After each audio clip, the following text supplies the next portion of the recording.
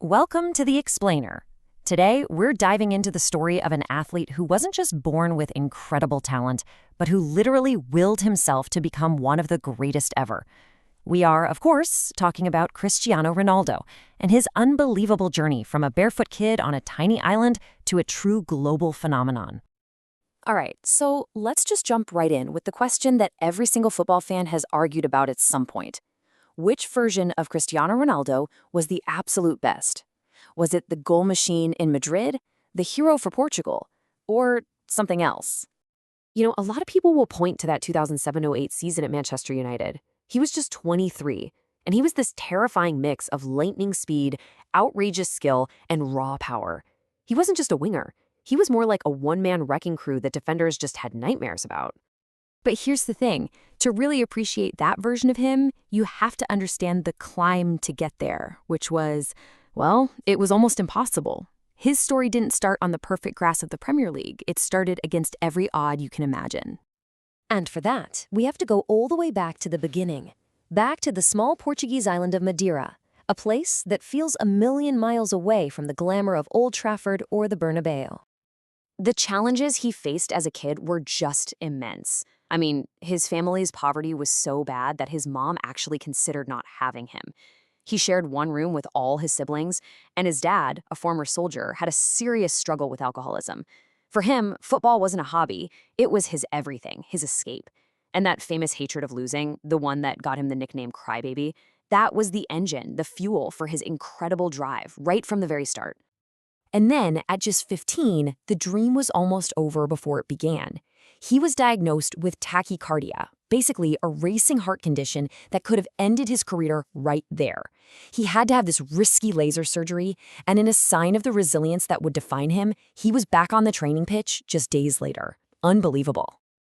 Okay, so next up, let's look at how this raw, incredibly determined kid was shaped into an absolute world beater under the legendary Sir Alex Ferguson at Manchester United.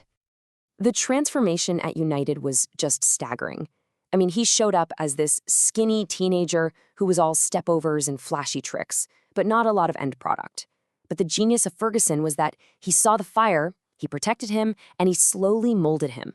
He pushed him to turn all those tricks into goals and assists, and that's how he went from a frustrating show pony to a physically dominant Ballon d'Or winning goal machine, the best player on the entire planet. And the signs were there from the very first game. Look, when a club icon like George Best, another legendary number 7, says something like this about your debut, you just know you're watching someone incredibly special. His time there was a total whirlwind. He became public enemy number 1 in England after that World Cup incident with his teammate Wayne Rooney. But here's the thing about Ronaldo. He absolutely thrived on it. He took the boos from every single stadium and used them as fuel. He channeled all of that into that magnificent 2008 season that ended in Premier League and Champions League glory. So if Manchester forged him, Real Madrid is where they unleashed him. His world record move to Spain kicked off an era of pure dominance that almost defies belief. The numbers from his time in Madrid are they're absurd. 450 goals in 438 games. Just let that sink in. He scored more goals than games he played.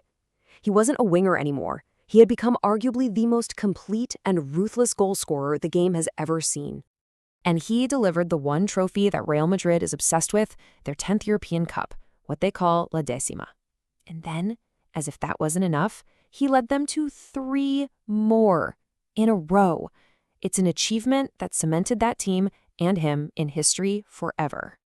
And you can't talk about this era without talking about one of the greatest rivalries in all of sports, Ronaldo versus Messi. They didn't just compete, they literally fueled each other. If Messi scored 2 goals on a Saturday, you just knew Ronaldo was going to try and score 3 on Sunday. They turned La Liga into their own personal playground, just this relentless battle for greatness that pushed both of them to heights we'd never seen before.